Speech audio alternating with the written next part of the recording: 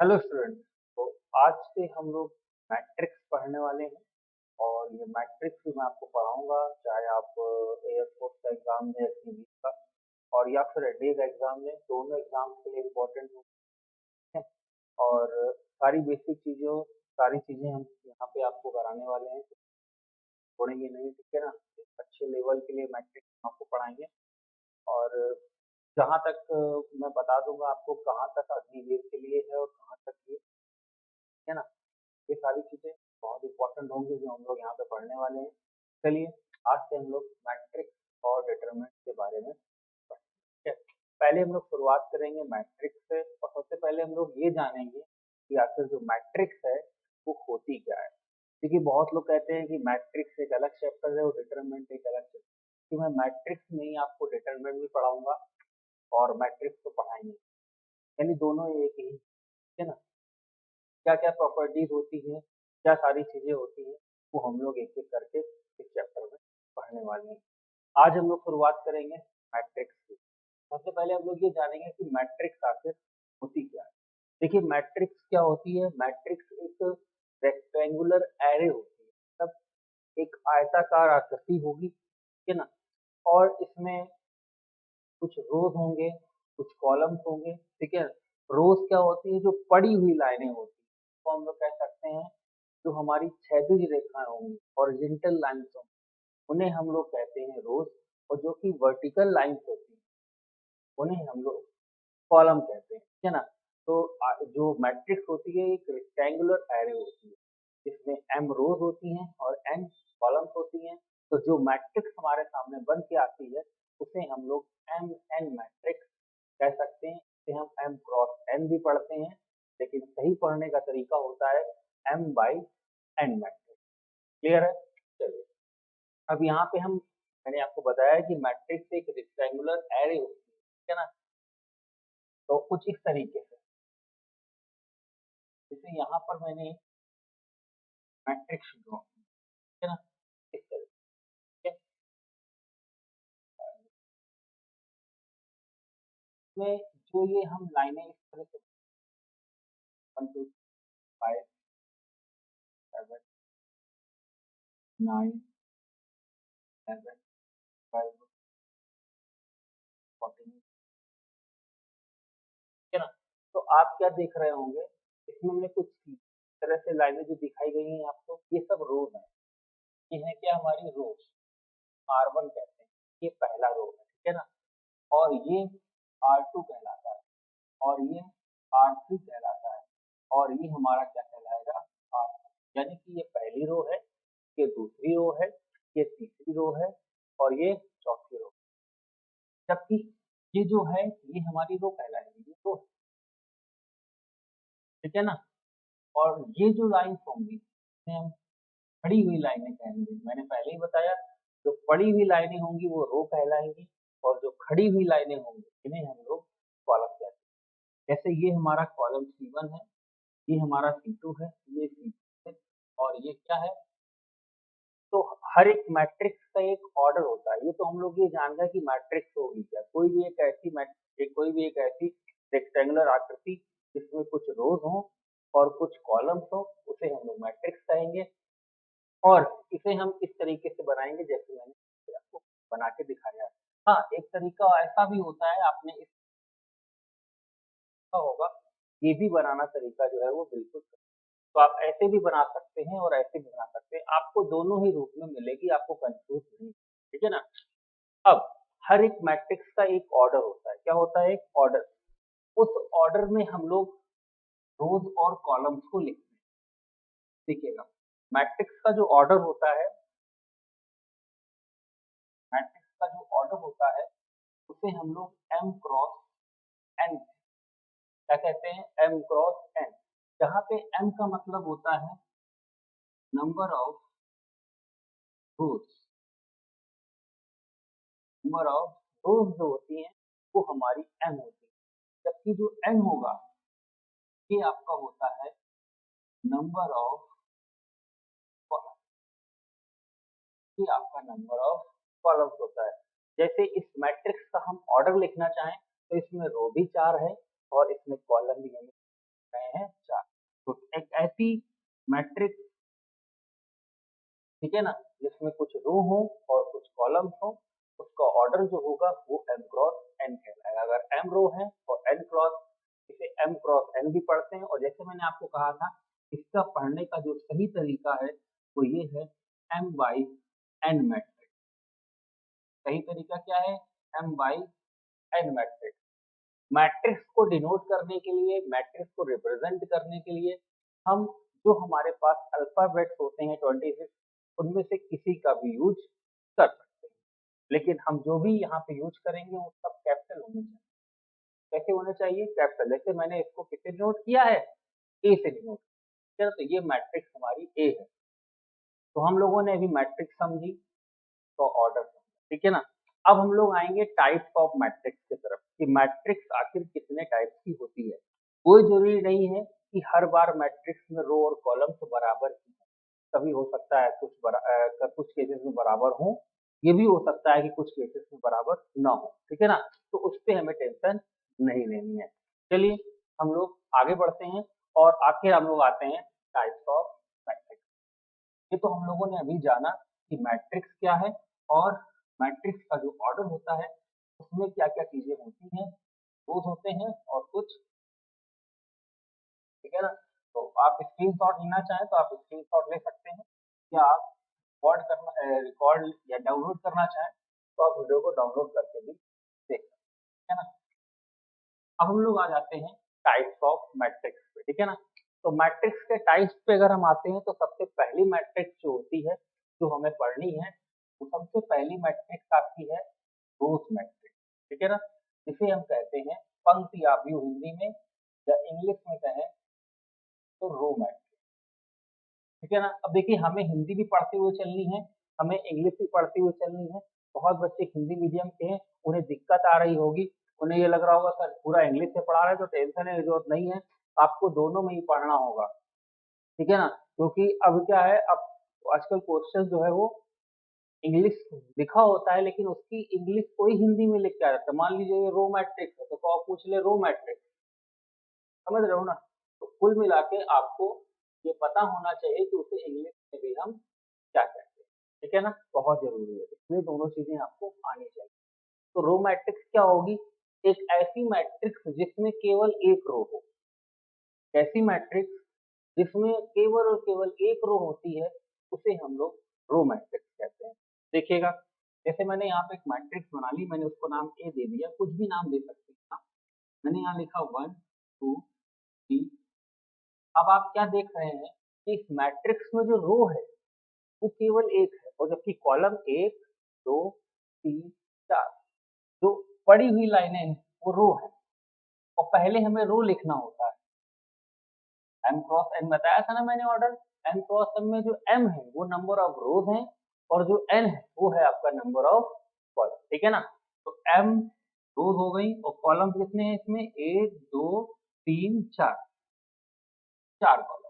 तो इसका जो ऑर्डर होगा वो 1 क्रॉस 4 होगा। अगर आप इन दोनों का मल्टीप्लिकेशन करा देंगे तो इसके अंदर लिखे हुए सारे एलिमेंट्स आ जाएंगे। जैसे सबसे पहले जो एग्जांपल में मैंने लिखा था 4 क्रॉस 4, तो उसमें एलिमेंट्स की संख्या कितनी थी अगर हम निकालें टोटल? तो 16 एलिमेंट। ये जो नंबर इसके अंदर लिखे होते हैं ना, इनको हम इनके अवयव या एलिमेंट कहते हैं, ठीक है ना। ये चीज याद रखिएगा। ये तो बात हो गई रो मैट्रिक्स। अब हम लोग आते हैं कॉलम मैट्रिक्स। अब कॉलम मैट्रिक्स की बात करते हैं कि आखिर कॉलम मैट्रिक्स क्या होती है।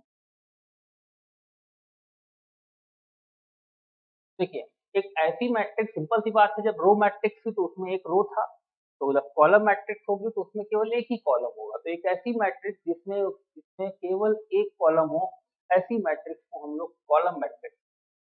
कैसे बनेगी भाई ये? इसको हम कुछ नाम और दे देते हैं, बी दे देते हैं। इसमें केवल एक कॉलम होगा, एक दो, मैंने इसको 3 किया।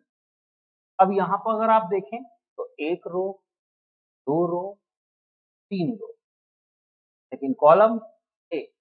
कॉलम मतलब गिलास और रो मतलब थाली, क्लियर है। तो थालियां यहाँ पे कितनी है? 3, लेकिन गिलास केवल एक है। तो इसमें क्या है, इसमें आपके जो कॉलम है वो एक है, जबकि रो कितनी है 3। तो अब इसका ऑर्डर जो होगा वो 3 क्रॉस 1 होगा। ऑर्डर बहुत जरूरी है। अभी आपको ऑर्डर का मतलब समझ में आ जाएगा। अभी इसको टाइप को खत्म करने दीजिए, फिर एडिशन, सब्ट्रैक्शन, मल्टीप्लिकेशन में आने दीजिए, इक्वलिटी में आने दीजिए, फिर ऑर्डर आपको पता चल जाएगा कि इसका भी एक बहुत बड़ा महत्व है। इसके बाद हम लोग आ जाते हैं रो मैट्रिक्स हो गई, हमारे पास कॉलम मैट्रिक्स हो गई। इसके बाद आ जाती है हमारे पास स्क्वायर मैट्रिक्स, जिसको हम लोग वर्ग आव्यूह कहते हैं। ठीक है ना। तो अब हम लोग आ जाते हैं यहाँ पे, देखते हैं स्क्वायर मैट्रिक्स, इसको हम लोग कहते हैं हिंदी में वर्ग आव्यूह। ये आखिर क्या होता है?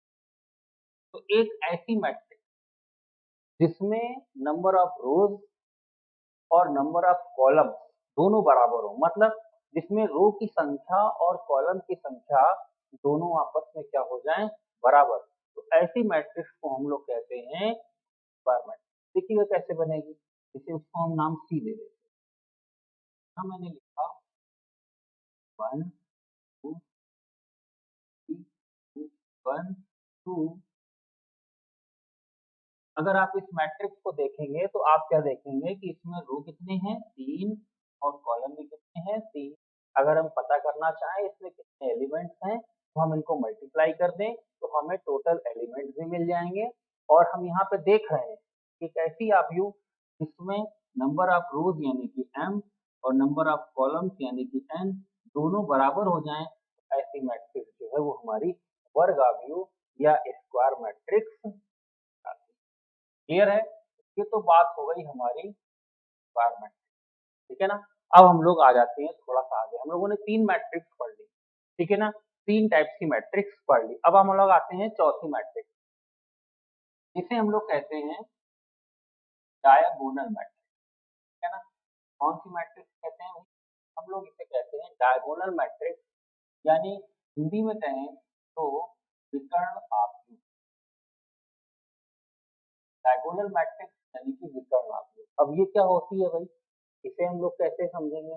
तो डायगोनल मैट्रिक्स एक ऐसी मैट्रिक्स होती है जिसमें केवल जो मुख्य विकर्ण होता है उसमें एलिमेंट्स हो। देखिए सबसे पहली चीज तो मैं आपको ये बता दूं कि जैसे मैंने एक मैट्रिक्स बनाई, ठीक है ना, डायगोनल मैट्रिक्स हमेशा एक वर्ग आव्यूह होगी। मतलब अगर कोई भी मैट्रिक्स डायगोनल है तो उसके लिए जरूरी है कि वो एक वर्ग आव्यूह हो। मैं कहीं भी m बराबर n लिख रहा हूँ ना, तो इसका मतलब आप समझ गए होंगे। एक ऐसी मैट्रिक्स जो एक वर्ग आव्यूह जिसमें रोज और कॉलम की संख्या क्या हो जाए, इक्वल हो जाए, उसे हम लोग कहते हैं डायगोनल मैट्रिक्स। ठीक है ना। अब हम डायगोनल मैट्रिक्स में अगर हम लोग आते हैं तो सबसे पहली चीज हमें यहाँ पे ये समझना है कि एक्चुअल में कोई भी जो मैट्रिक्स होती है उसमें 2 विकर्ण होते हैं। ठीक है ना। कितने विकर्ण होते हैं? तो अब देखिए, एक विकर्ण आपको यहाँ पे ये दिख रहा है, ठीक है ना, और एक विकर्ण हमको दिख रहा है ये, ठीक है ना। तो इसमें जो ये वाला विकर्ण है, जो ये मैंने बनाया है, इसे हम लोग कहते हैं मेन डायगोनल। कौन सा डायगोनल? मेन डायगोनल बोलते हैं। हिंदी में हम इसे कह सकते हैं मुख्य विकर्ण। कौन सा विकर्ण? मुख्य विकर्ण। तो एक ऐसी आव्यूह, डायगोनल मैट्रिक्स की बात कर रहे हैं, एक ऐसी आव्यूह जिसके मुख्य विकर्ण में, इसे ध्यान रखिएगा, ये मुख्य विकर्ण है राधे, ठीक है ना।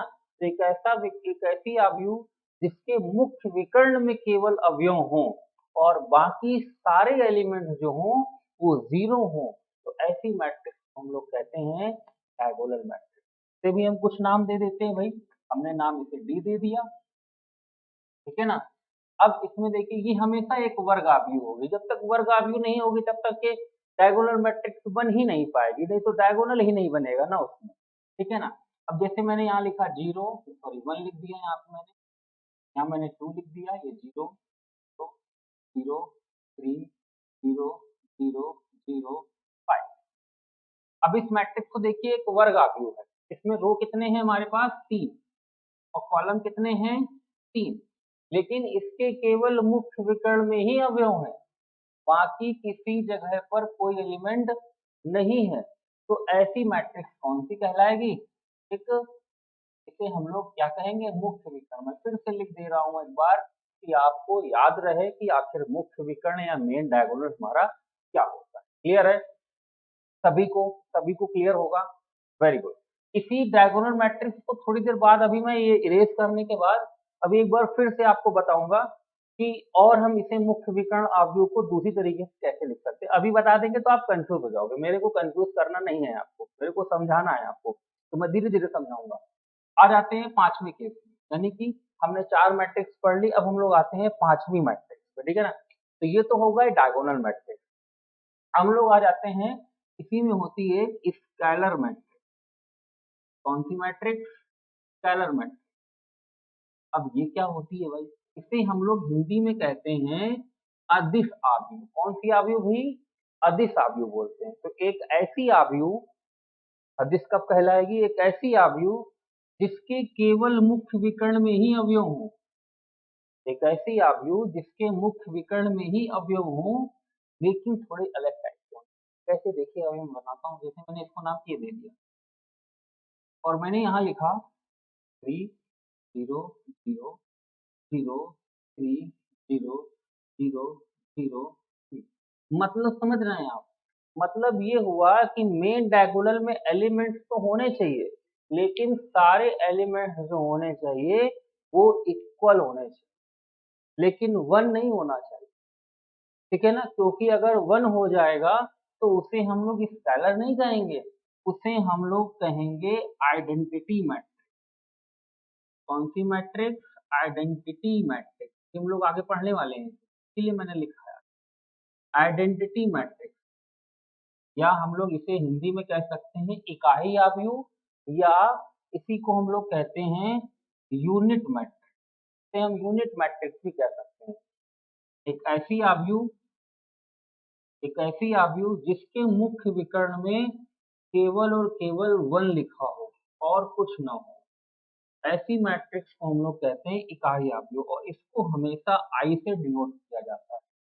और इन सभी के लिए ये जरूरी है कि m बराबर n हो, यानी कि ये सभी की सभी एक वर्ग आव्यूह होना जरूरी है। क्लियर है? हमेशा ये तीनों ही एक, ये तीनों, ये और एक ये तो स्क्वायर मैट्रिक्स, ये तो सिंपल सी बात है, होगी ही होगी, लेकिन ये जरूरी है कि ये मैट्रिक्स हमेशा एक identity matrix, sorry square matrix हो। तो आपको सारी चीजें समझ में आई हुई होंगी।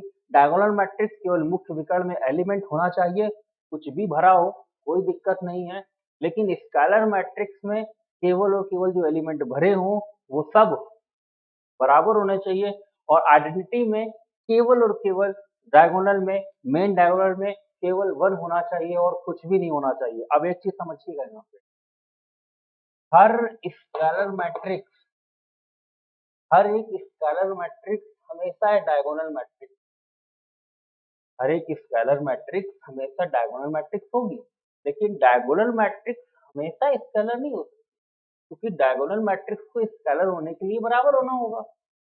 लेकिन जो स्केलर मैट्रिक्स है वो तो डायगोनल मैट्रिक्स है ही ना, क्योंकि उसमें तो मेन डायगोनल में एलिमेंट लिखे ही हैं। क्योंकि डायगोनल मैट्रिक्स केवल ये कहती है कि मेन डायगोनल के एलिमेंट हमारे 0 नहीं होने चाहिए केवल, बस।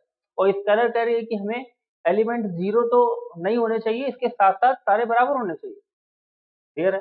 तो ये जो 6 मैट्रिक्स मैंने आपको बताई हैं, row, column, square, diagonal, scalar, identity, इसमें आपको मैं उम्मीद करता हूँ कोई डाउट नहीं हो।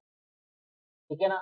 अब मैं इसे इरेज़ कर रहा हूँ और फिर हम लोग थोड़ा-सा आगे बढ़ेंगे और कुछ और चीज़ों को समझेंगे। ठीक है ना? क्योंकि अभी हमारे पास 3 मैट्रिक्स और है समझने के लिए, इसके बाद फिर हम लोग आएँगे क्वेश्चन। ठीक है ना? चलिए इसे हम लोग इरेज़ कर दें।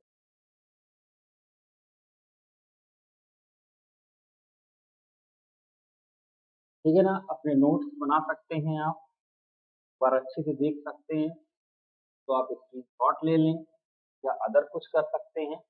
नोट करना चाहें तो नोट कर लेंगे, कॉपी में नोट करेंगे तो ज़्यादा बेटर रहेगा। स्क्रीनशॉट तो फिर ले लेते हैं हम लोग, तो फिर नोट करने का ध्यान ही नहीं है, हमें कॉपी में नोट भी करना है और फिर वो धीरे-धीरे डिलीट हो जाता है। जब डिलीट हो जाता है फिर हम कुछ नहीं करते, हम दोबारा देख लेते हैं। इससे अच्छा है कि आप कॉपी पेन लेके बैठें, जब आप पढ़ें तो फिर दिक्कत आपको कुछ भी नहीं आएगी। क्लियर है? चलिए, तो अब हम लोग आगे बढ़ते हैं थोड़ा सा और हम लोग अब आते हैं नल मैट्रिक्स। ठीक है ना, लाइक उससे पहले कुछ चीजें मैं आपको बताने वाला हूँ, क्योंकि जो डायगोनल मैट्रिक्स और स्केलर मैट्रिक्स और आइडेंटिटी मैट्रिक्स बताई, उसमें कुछ केस ऐसे बनते हैं जो एनडीए वालों के लिए हो गया या एयरफोर्स वालों के लिए हो गया, थोड़ा सा इंपॉर्टेंट हो जाएगा, तो उसे समझना जरूरी है। ठीक है ना, पहले उसे समझ लो। देखिएगा, कोई भी मैट्रिक्स हम बनाते हैं, कोई भी मैट्रिक्स, जैसे हमने यहाँ 1 2 3 4 5 ये मैंने एक मैट्रिक्स, इसमें आप देख रहे हैं 1 2 3 तीन रो है, लेकिन कॉलम की बात करें तो कॉलम केवल दो है। हर एक मैट्रिक्स के हर एक एलिमेंट का एक पर्टिकुलर एड्रेस होता है। जैसे कि ये जो 1 लिखा हुआ है, ये एक पर्टिकुलर एड्रेस पे लिखा हुआ है, पता है? ये पहली रो में है और पहले ही कॉलम में लिखा है। ठीक है ना? इस 6 का भी एक पर्टिकुलर एड्रेस है। कैसे? ये तीसरी रो में है और दूसरे कॉलम में है ना? तो हर एक मैट्रिक्स का जो एक पर्टिकुलर एड्रेस होता है, उसे हम लोग एबीसीडी के स्मॉल लेटर से लिखते हैं। किससे लिखते हैं? एबीसीडी के स्मॉल लेटर से लिखते हैं। जैसे हमने इसे ए माना है, तो मैंने इसे स्मॉल ए लिख दिया। ठीक है ना? और इसे हम ऐसे भी लिख सकते हैं, A is equal to A I J M cross N. Capital लिख रहे थे अभी तक, तो कैपिटल लिख देते हैं, कोई दिक्कत नहीं। समझ गए? सभी को क्लियर हुआ? एम क्रॉस आई का मतलब यहाँ पे क्या है? ये जो आई लिखा हुआ है, इसका मतलब है रो। ठीक है ना, कि वो कौन सी रो में है। और जे जो है वो बताता है कि ये कौन से, जैसे हम बात करें A22 की, A22 कौन है? A22 यहाँ पे 4 है। ठीक है ना? अगर हम बात करें A31 की, A31 कौन है? तो तीसरी रो में है और पहले कॉलम में है। कौन है भाई? 5। हम कहें A21 कौन है? तो दूसरी रो में और पहले कॉलम में कौन है भाई? 3। तो समझ पा रहे हैं? तो हर एक मैट्रिक्स के हर एक पर्टिकुलर एलिमेंट का जो एड्रेस होता है, उसे हम ए आई जे लिखते हैं, स्मॉल ए आई जे। तो कहीं भी अगर स्मॉल ए आई जे लिखा मिलता है, तो इसका मतलब है वो मैट्रिक्स के हर एक एलिमेंट की बात कर रहा है, हर एक एलिमेंट के एक पर्टिकुलर एड्रेस की बात कर रहा है। क्लियर हो गई? इतनी बात सभी को समझ में आ रही होगी, यही हम उम्मीद करते हैं। ठीक है ना? चलिए थोड़ा सा आगे बढ़ते हैं और अब हम लोग आते हैं कि आखिर मैंने ये बताया क्यों है। ठीक है ना? चलिए देखिए।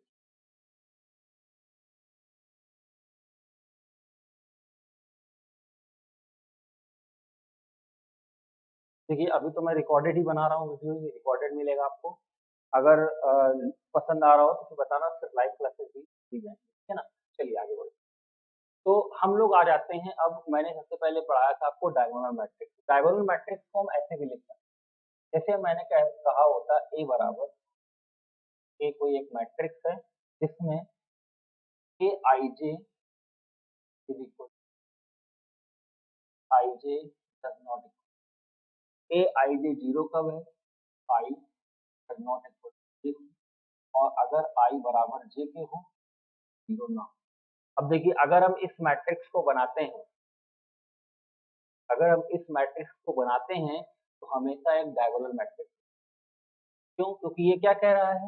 ये कह रहा है जहां जहां पर आई और जे इक्वल नहीं है, वहां जीरो आ जाए। तो ए वन वन होता है यहाँ पे, मतलब ए आई भी वन है और जे भी वन है, इसका मतलब है रो और कॉलम दोनों यहाँ पे बराबर होते हैं ए वन वन पे। तो इसका मतलब ये हुआ भाई, अगर हम मान लो डायरेक्टली एक बना लेते हैं, ए वन वन लिखेंगे, यहाँ ए वन टू लिखेंगे, एक यहाँ ए वन थ्री लिखेंगे, अगर हम थ्री क्रॉस थ्री के बना रहे हैं, यहाँ ए टू वन लिखेंगे, यहाँ ए टू टू लिखेंगे, यहाँ ए टू थ्री लिखेंगे, यहाँ ए थ्री वन लिखेंगे, यहाँ ए थ्री थ्री वन। ठीक है ना? ए थ्री वन लिखेंगे, यहाँ ए थ्री टू लिखेंगे, और यहाँ क्या लिखेंगे? ए थ्री थ्री। ठीक है ना? तो हम क्या देख रहे हैं कि ये चीजें यहाँ पर, ये ऐसी मैट्रिक्स है जिसमें ये जो एलिमेंट्स है, यहाँ पे आई और जे का मान क्या है? बराबर। बाकी कहीं भी आई जे का मान बराबर नहीं मिलेगा। तो यही तो कह रहा है, जहाँ आई जे बराबर नहीं है वहां जीरो रख दो, यानी यहाँ पे सब जगह जीरो हो जाएगा। यहाँ पे जीरो नहीं होगा, तो जीरो नहीं होगा तो कुछ ना कुछ होगा। मान लेते हैं यहाँ ए है, यहाँ बी और यहाँ पे क्या है सी, और ये बाकी जगह जीरो जीरो। ठीक है ना, तो ऐसी मैट्रिक्स कैसी होगी, एक डायगोनल मैट्रिक्स। तो कभी कभी एग्जाम में एनडीए में ही पूछा गया है कि अगर इस तरीके की कोई मैट्रिक्स है तो वो मैट्रिक्स कैसी है, ऐसी मैट्रिक्स क्या होगी, एक डायगोनल मैट्रिक्स। अब क्या होगा, जहां पर ये हमने आई और जे में does not equal to zero लिखा है, यहाँ पे हम ये भी लिख सकते हैं। ये किसको बता रहा है, ये बता रहा है डायगोनल मैट्रिक्स। ठीक है ना, अगर हम यहीं पे लिख देते हैं ए बराबर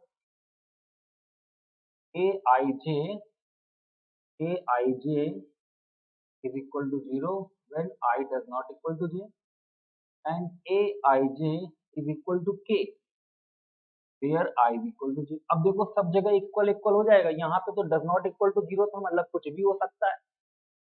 ठीक है ना, लेकिन ए आई जे यहाँ पे के हो गया, मतलब सब बराबर हो गया। तो जब सब बराबर हो जाते थे तो ऐसी मैट्रिक्स को हम लोग क्या कहते थे, स्केलर मैट्रिक्स कहते थे। और इसी को हम ऐसे लिख सकते थे, हम ऐसे लिख देते ए बराबर ए I J does not zero जब आई जे के बराबर ना हो, और ए I J is equal to one जब आई जे बराबर हो। तो ऐसी मैट्रिक्स कौन सी हो जाएगी, आइडेंटिटी। क्लियर है, तो ऐसे भी हम इसे लिख सकते हैं। तो जो मैंने पीछे तीन मैट्रिक्स बताई, मैंने यहाँ पे अभी उन्हीं को बताया है कि हम इनको दूसरी तरीके से भी हम लिख सकते हैं। ठीक है ना, मैं साइड हो गया हूँ, स्पेस और देना चाहें तो आप ले सकते हैं। ठीक है ना, चलिए, तो अब हम लोग थोड़ा सा और आगे बढ़ेंगे कि तीन मैट्रिक्स मैंने बताया था अभी बची हुई हैं, उनको भी समझेंगे। आप ये सोच रहे हो कि सर समय ज़्यादा ले रहे हैं, तो हम आराम से पढ़ाएंगे बउआ, तुम्हें टेंशन नहीं लेना है आपको, है ना, सारी चीज़ें समझ में आएंगी आपको। ठीक है ना, 2 दिन में एक टॉपिक तो खत्म ही होगा, प्रयास यही रहेगा।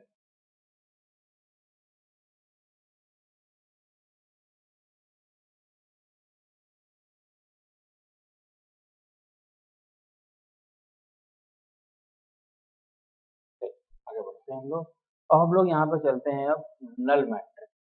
अगली मैट्रिक्स जो हमने 6 मैट्रिक्स आपको बताई है, 7वीं मैट्रिक्स आप लिखेंगे नल मैट्रिक्स। नल मैट्रिक्स का मतलब क्या होता है, एक ऐसी मैट्रिक्स जिसके, नल मैट्रिक्स को हम शून्य अवयव या जीरो मैट्रिक्स भी कह सकते हैं।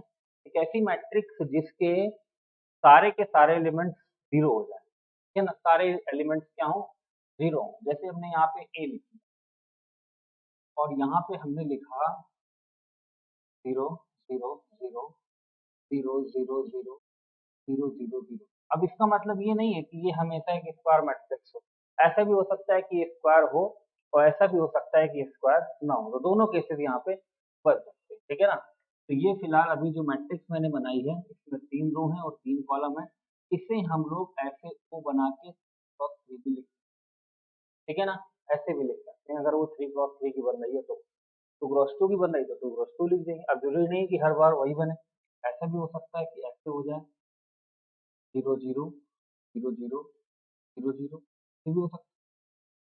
ठीक है ना, तो ऐसी मैट्रिक्स होती है। देखिए 2 रो हैं, दो रो कितने, 3, कॉलम कितने हैं, 2, तो 3 क्रॉस 2 स्पेशल। ठीक है ना, तो एक ऐसी मैट्रिक्स जिसके सारे एलिमेंट जीरो होते हैं उसे हम लोग नल मैट्रिक्स कहते हैं। ठीक है ना, अब आ जाते हैं 2 मैट्रिक्स और हैं हमारे पास, में आपको थोड़ा सा समझना होगा। एक होती है अपर ट्रायंगुलर मैट्रिक्स और एक होती है लोअर ट्रायंगुलर, है ना।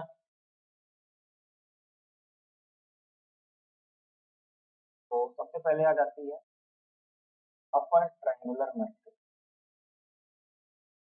बाकी और भी टाइप्स हैं लेकिन वो हम लोग जब आगे पढ़ते जाएंगे तो हम पढ़ते चलेंगे उनको साथ में, है ना। अभी जो जरूरी है हमको पढ़ा अपर ट्रायंगुलर मैट्रिक्स, और एक दूसरी आ जाती है जिसे हम लोग कहते हैं लोअर ट्रायंगुलर मैट्रिक्स, है ना। अब हम लोग दोनों यहाँ पे समझने वाले हैं कि आखिर ये दोनों। तो अपर ट्रायंगुलर मैट्रिक्स क्या होती है, एक ऐसी मैट्रिक्स जिसमें ऊपर की तरफ जब आप बनाएंगे तो ऊपर की तरफ एक ट्रायंगल बन जाएगा। तो जब ऊपर की तरफ ट्रायंगल बनता है तो उसे हम अपर ट्रायंगुलर कहते हैं, जब नीचे की तरफ बनता है तो उसे हम लोअर ट्रायंगुलर कहते हैं। ठीक है ना, अब जैसे यहाँ पर क्या कह रहा है ये इस टेक्स्ट का मतलब होता है कि इफ ए आई जे, देखो A I J is equal to zero when I greater than J. ठीक है ना, समझ पा रहे हैं। और ये हमेशा किस पर मैट्रिक्स होगा, पहली चीज एम हमेशा एन के क्या होगा यहाँ पे बराबर होगा। एक ऐसी मैट्रिक्स जिसमें ए आई जे का मान जीरो हो, और कहाँ कहाँ जीरो हो, जहाँ पे आई का मान जे से कम हो, वहाँ वहाँ जीरो होना चाहिए और बाकी सभी जगह पे बड़ा होना चाहिए। अब जैसे हम यहाँ पे एक मैट्रिक्स बना लेते हैं 5x5, मतलब जिसमें 5 रो होंगे और 5 कॉलम होंगे।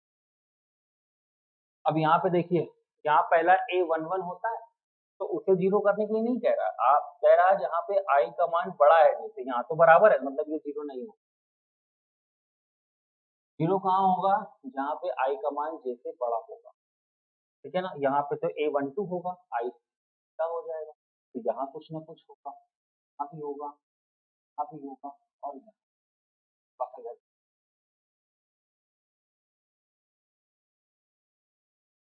तो ये ठीक है ना, यहाँ पे अब आ जाएंगे इस जगह पे, तो यहाँ पे क्या हो जाएगा A21, तब आई बड़ा हो जाएगा, तो ये जीरो होगा और बाकी 10 सब जीरो हो जाएंगे।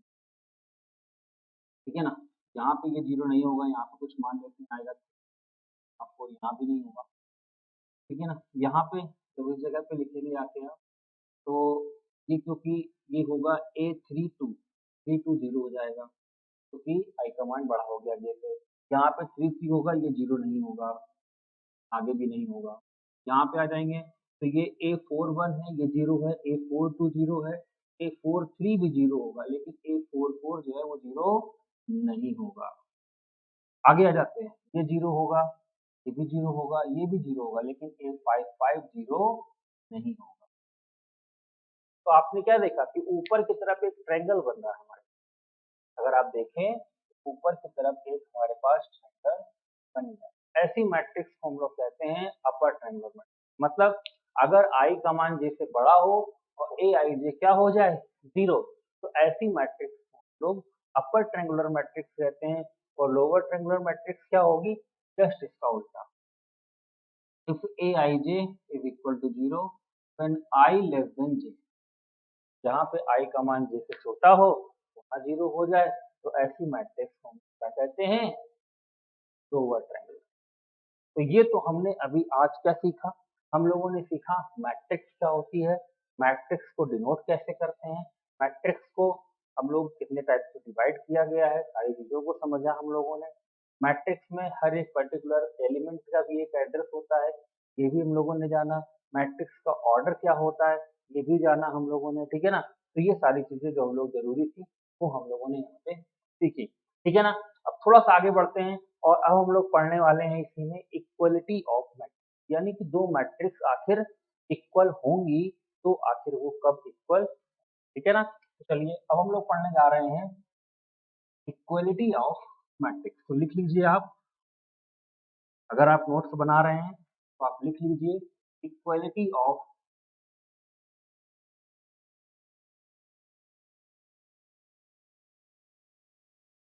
तो इक्वलिटी ऑफ मैट्रिक्स क्या है, इक्वलिटी ऑफ मैट्रिक्स, आखिर दो मैट्रिक्स जो होती हैं वो इक्वल कब होती है। तो देखिए अगर दो मैट्रिक्स के इक्वल होने की बात करें, तो दो मैट्रिक्स तभी हम एक दूसरे के इक्वल कर सकते हैं जब दोनों मैट्रिक्स के ऑर्डर बराबर हो। अगर दो मैट्रिक्स के ऑर्डर इक्वल नहीं है तो हम उन्हें बराबर भी नहीं कर सकते। ठीक है ना, जैसे मैंने यहाँ पे क्वेश्चन कहा आपसे, ये बराबर मैंने एक मैट्रिक्स या यहीं पे कुछ दे दिया, केवल मैट्रिक्स बना दिया। यहाँ लिखा 5, ठीक है ना, यहाँ मैंने लिखा 4, यहाँ मैंने लिखा 5, 4 5 6, ठीक है ना, और यहाँ मैंने लिखा x माइनस 5, और ये लिखा मैंने 5, ठीक है ना, और यहाँ मैंने लिखा, और यहाँ मैंने लिखा। अब देखिए ये दोनों मैट्रिक्स क्या है, इक्वल। मैंने दोनों मैट्रिक्स को इक्वल में लिखा है। अब दो मैट्रिक्स अगर इक्वल में हुई हैं तो इसका ये साफ साफ मतलब आ रहा है कि ये दोनों मैट्रिक्स इक्वल तभी होंगी जब दोनों को ऑर्डर सेम होगा। अगर दोनों मैट्रिक्स का ऑर्डर सेम नहीं है तो दोनों मैट्रिक्स को इक्वल नहीं लिखा जा सकता। क्लियर है? तो यहाँ पे मैट्रिक्स का ऑर्डर सेम होना जरूरी है। फिलहाल यहाँ पे 2 क्रॉस 2 की है और ये भी 2 क्रॉस 2 की है, मतलब दोनों ही स्क्वायर मैट्रिक्स है। और अगर दो मैट्रिक्स इक्वल हैं तो उनके करेस्पॉन्डिंग एलिमेंट का मतलब है कि उनका A11 इधर के A11 के इक्वल होगा, ये A12 A12 इसके A12 के इक्वल होगा, A21 इसके A21 के इक्वल होगा, A3 इसका A22 इसके A22 के इक्वल होगा। तो यहाँ पे हम ये कह सकते हैं कि x माइनस वाई जो है वो 4 के इक्वल होगा और वो x प्लस वाई का मान होगा 8। अगर हमें x और y निकालने हो तो हम दोनों को अगर जोड़ लें 2x इज इक्वल टू हमें 12 मिलेगा, x इज इक्वल टू 6 आ जाएगा। ये 6 उठा के हम यहाँ रखेंगे तो y का वैल्यू हमें 2। क्लियर है? तो दो मैट्रिक्स इक्वल तभी होंगी जब उनका ऑर्डर इक्वल होगा। ठीक है ना? जैसे मैंने एग्जांपल लिया ऐसे मैं एक और एग्जांपल यहाँ पे आपको बताता हूँ, है ना? एग्जांपल नोट कर लेता हूँ। चलिए मैंने यहाँ पे लिखा x माइनस वाई। इसमें मैं क्वेश्चन भी आपको कराऊंगा, ठीक है ना? बेफिक्र रहिएगा, तो क्वेश्चन भी मिलते रहेंगे आपको। और इक्वल में मैंने लिख दिया -1405। ठीक है ना? अब यहाँ पर आपसे कहा गया है कि आप x का मान बताइए, y का मान बताइए, z का मान बताइए और w का मान बताइए। सभी का मान निकालना है। बहुत आसान है। देखिए हमें ये पता है कि अगर दोनों मैट्रिक्स इक्वल है तो ऑर्डर सेम है, बिल्कुल सेम है भाई। तो x माइनस वाई -1 के बराबर होगा, बराबर -1 होगा। 2x माइनस वाई बराबर 0 हो जाएगा। अगर मैं इन दोनों को सब्ट्रैक्ट कर लेता हूँ, इनको माइनस कर लेता हूँ, तो जैसे ही मैं माइनस करूंगा ये कट जाएगा और ये इसमें माइनस होगा तो minus x is equal to हमें -1 मिलेगा। माइनस से माइनस कैंसिल करेंगे, एक्स का वैल्यू 1 आ जाएगा। ये एक्स का वैल्यू 1 जैसे ही मैं यहाँ पे पुट करूंगा वाई हमको 2 मिल जाएगा। तो एक्स का मान 1 आ गया, वाई का मान 2 आ गया। अब देखिए जेड का वैल्यू तो सीधे सीधे 4 हो जाएगा। जेड का वैल्यू हमें कितना मिल गया? 4 मिल गया, ठीक है ना? और डब्ल्यू का वैल्यू कितना मिल गया? 5। तो हमने क्या किया, हमने सारी वैल्यूज निकाल ली। हमने एक्स की भी निकाल ली, वाई की भी निकाल ली, जेड की भी निकाल ली, डब्ल्यू की भी निकाल ली। तो इस तरीके से हम किसी की भी वैल्यू अगर निकालना चाहें तो वो इजिली हम लोग निकाल सकते हैं। क्लियर है? कभी कभी क्या होता है, कुछ प्रॉब्लम इस तरह से होती है, मैं हटा देता हूँ इसको, फिर मैं बताता हूँ कैसी प्रॉब्लम और हो सकती है। क्लियर है? तो हम लोग अभी addition of matrix, sorry addition of अभी पढ़ेंगे, addition and subtraction of matrix. अभी हम लोग फिलहाल पढ़ रहे हैं equality of matrix. Addition, subtraction, multiplication सारी चीजें हम लोग यहाँ पे पढ़ेंगे। किस तरीके से हम दो मैट्रिक्स को ऐड करते हैं, कैसे सब्ट्रैक्ट करते हैं, कैसे मल्टीप्लिकेशन करते हैं, सारी चीजों को हमें यहाँ पे, ठीक है ना? जैसे मैंने यहाँ पे एक मैट्रिक्स लिखी 2x y, यहाँ लिखा मैंने 0, यहाँ लिखा, ठीक है ना? और यहाँ मैंने लिखा 0 -1 माइनस, ठीक है ना? और बीच में चलो अभी प्लस प्लस नहीं लगाते क्योंकि मैंने एडिशन अभी बताया नहीं है, ठीक है ना? चलिए अब ऊपर लिखिए आप addition and subtraction of matrix, लिखिए ऊपर। क्वालिटी आप समझ चुके, ठीक है ना? एडिशन पे आ जाते हैं, फिर आप दोनों चीजें समझ जाए। लिखिए ऊपर addition and subtraction subtraction of matrix. ये नॉर्मल इंग्लिश लिख रहा हूँ मैं, जाहिर सी बात है आप सभी लोग समझ पाएंगे, है ना? उसके लिए नहीं लेना है आपको। मैट्रिक्स को जोड़ना और मैट्रिक्स को घटाना, ये हम लोग अब पढ़ने वाले हैं, ठीक है ना? तो चलिए देखिए, दो मैट्रिक्स को हम लोग ऐड तभी कर सकते हैं जब उनको ऑर्डर सेम होना, और हम उनको घटा भी तभी सकते हैं, सब्ट्रैक्शन भी उनका तभी हो सकता है जब उनका ऑर्डर सेम हो। इस बात को आप याद रखें। जब तक उनका ऑर्डर सेम नहीं होगा तब तक हम ना उन्हें ऐड कर पाएंगे और ना ही हम उन्हें सब्ट्रैक्ट कर पाएंगे। तो ऐड और सब्ट्रैक्ट करने के लिए उनका ऑर्डर सेम होना बहुत जरूरी है। क्लियर है? जैसे मैंने यहाँ पे एक मैट्रिक्स लिखा ए बराबर 1 2 3 2 और यहाँ मैंने लिखा बी लिखा यहाँ पे मैंने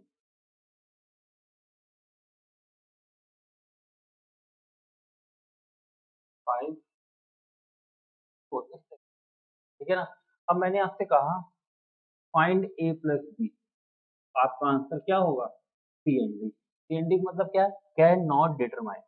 हम इसे नहीं निकाल सकते। क्यों? क्योंकि ये एग्जिस्ट ही नहीं करता। क्योंकि हमें पता है ना कि दो मैट्रिक्स को अगर ऐड करना है तो उसका ऑर्डर सेम होना चाहिए। यहाँ पे ऑर्डर सेम ही नहीं है, इसका ऑर्डर 2 क्रॉस 2 है। ऑर्डर कितना है? 2 क्रॉस 2। जबकि इसका ऑर्डर कितना है? इसमें रो कितनी? 1 2 3, लेकिन कॉलम मात्र 2 है। तो हम इन दो मैट्रिक्स को ऐड नहीं कर सकते। क्लियर है? तो ऐड करने के लिए ऑर्डर सेम होना बहुत जरूरी है। ठीक है ना। यही पे मान लो मैंने एक मैट्रिक्स एक और बना दी। मैंने पहला क्वेश्चन पूछा था इससे, ठीक है ना। मैंने एक मैट्रिक्स और बना दी थी। मैंने यहाँ पे एक सी मैट्रिक्स बनाई और यहाँ लिखा 5 4 6 2 3 1। ठीक है ना। ये भी 3 क्रॉस 2। अगर हम यहाँ पे बी प्लस सी निकालते हैं तो बिल्कुल फाइंड हो जाएगा, बिल्कुल आसानी से निकाल पाएंगे, क्योंकि दोनों के ऑर्डर क्या है? सेम है। और अब जब मैट्रिक्स के ऑर्डर सेम होते हैं तो जो रिजल्ट मिलेगा वो वही मिलेगा, उसी ऑर्डर का मिलेगा जिस ऑर्डर की आपने मैट्रिक्स को ऐड किया है।